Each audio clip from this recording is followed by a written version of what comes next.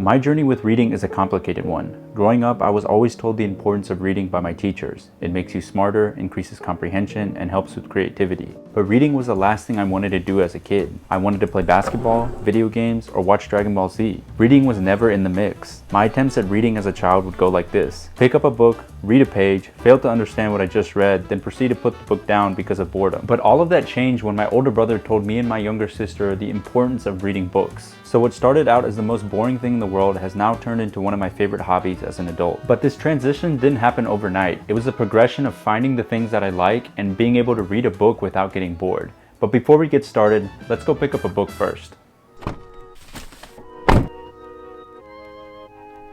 I've been pacing my pace in the kamikaze. I've been making my makers say what I'm offering. We've all had behaviors and they were troubling. Smoke way too much, I keep coughing. I pull out all the stops to make a profit. When I get down to the bottom, I need topping.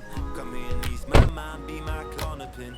Let me chug this thing and be proud of it. I will carve it in and I'll make you feel like you on the cloud and you can't sit still when we on the floor. When I'm on them fours, when you use the force, there's no problem. I will carve it in and I'll make you feel like you on the cloud and you can't sit still when we on the floor. When I'm on them fours, when you use the force. Part 1. Developing your interest. One of the reasons reading never resonated with me as a child was the books we were forced to read in school were boring. No one likes reading textbooks, and the assigned readings in class never got me inspired. I had this preconceived notion of what reading was and the type of books I should be reading. Even when we were assigned to read stuff like The Hunger Games, I just couldn't get into it. Also, I'm sharing a hot take with you guys. I personally do not think The Hunger Games is that good. There, I said it. But in all seriousness, having someone like a teacher or an adult telling you what you should be reading ruins the experience for me. But as I began to read again, one genre caught my eye immediately. It was sports autobiographies. Sports has always captivated me at a young age, so reading these books came naturally to me. I was gaining knowledge on something I love consuming, and it was crazy. All of a sudden, reading didn't feel like a chore anymore. What was boring now became insightful and fun. It clicked to me that being able to read stuff that you love compared to reading stuff that is assigned to you actually makes a big difference on whether or not you will actually stick with this practice. I went from sports books to autobiographies to self-help, then to finally reading fiction again. I started seriously reading again in 2013, and I didn't pick up my first fiction book till 2016.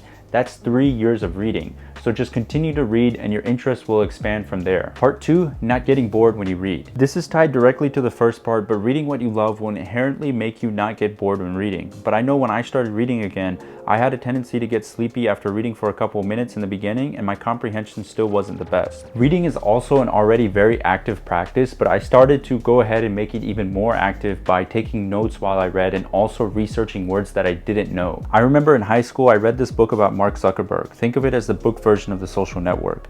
It was honestly really entertaining, but there were a lot of words in there that I've never seen before. So I took a notebook and wrote out every word I didn't know and the definition next to it. It was tedious, but it allowed me to be more engaged with the work and increase my vocabulary. Oh, and if you're wondering what my favorite word from that book was, it was whimsical. I would also take copious notes and would write mini summaries of the chapter that I read. I still continue to do this to this day when it comes to self-help books, but doing this allowed me to increase my comprehension skills. It sounds grade school, but it made a complete difference on helping me stay focused while I was reading. Today, I use a Notion template that I got from Ali Abdaal that has helped me summarize all the books that I've read recently. I would also limit the time that I read in those early days to 30 minutes. Doing that kept it small enough for me to focus on getting a chapter in without wearing myself out too much. Part 3, enjoyment. I make it sound simple, but becoming this reader was a really tough transition for me. There were still so many days and so many times where I would let a book collect dust on my desk.